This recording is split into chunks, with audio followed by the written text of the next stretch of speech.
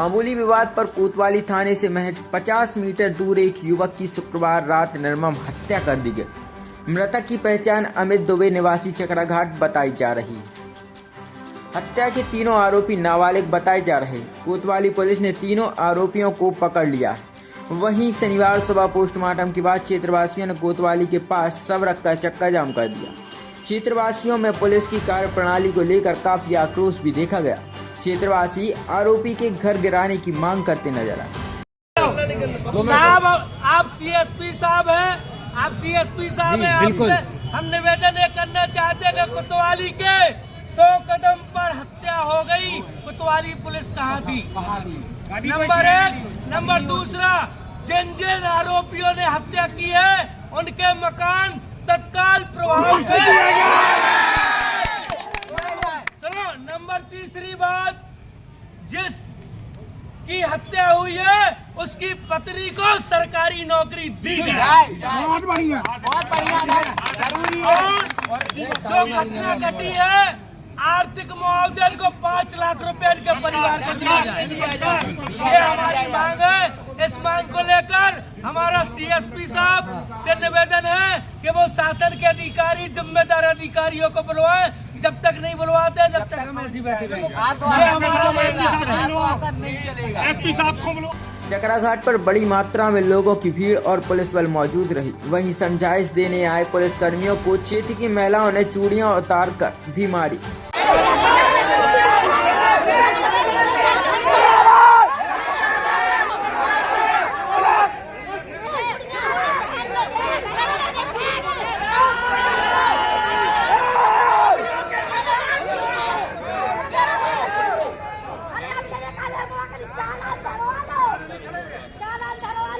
अतिरिक्त पुलिस अधीक्षक लोकेश सिन्हा और एसडीएम अजय डेहरिया की समझाइश विभिन्न मांगों के तहत मुआवजा राशि के आश्वासन मिलने के बाद चक्का जाम समाप्त हुआ।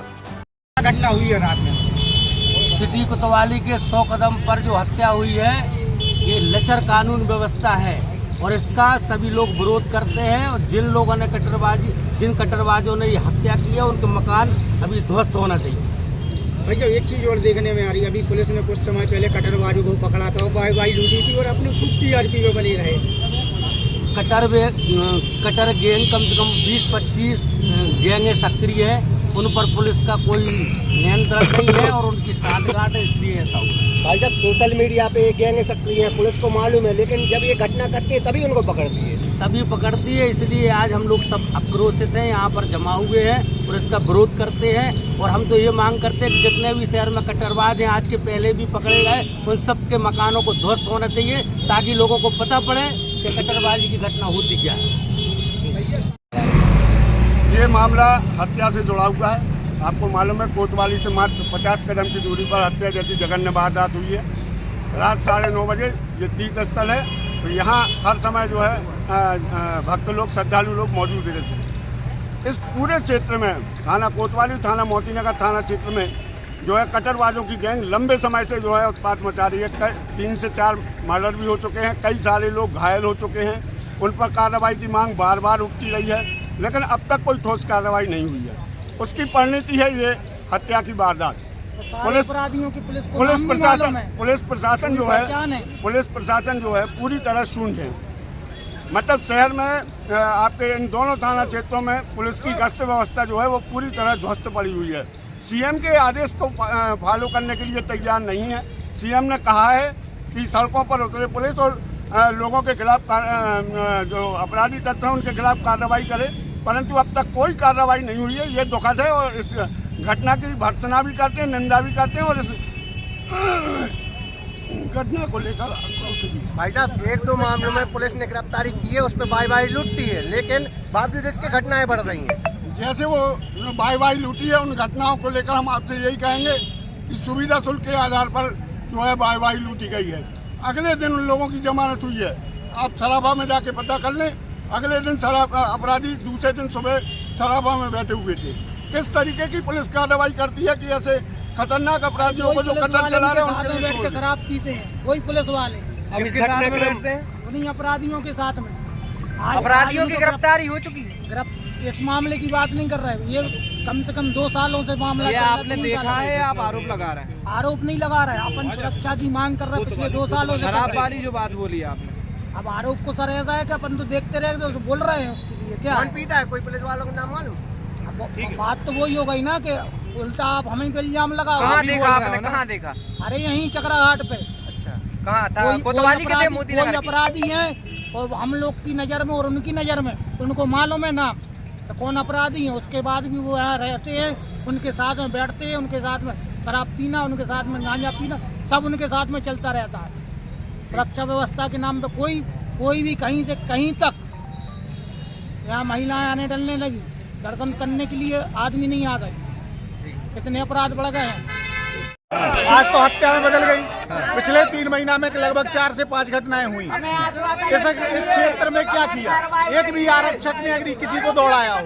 सारे असामाजिक तत्व, जितने दारू बेचने वाले, गांजा पीने वाले, सैलूचल, कोई भी घटिया नशा करने वाले। आपको ये लग रहा है कि कल जो पुलिस ने कार्रवाई करी उससे आप संतुष्ट नहीं नहीं, कल की कार्रवाई नहीं है सर। छोटी घटना छोटी थानों की पुलिस लगी, पूरे 4 थानों की पुलिस लगी है। बिल्कुल मान गया, कल की कार्रवाई से नहीं।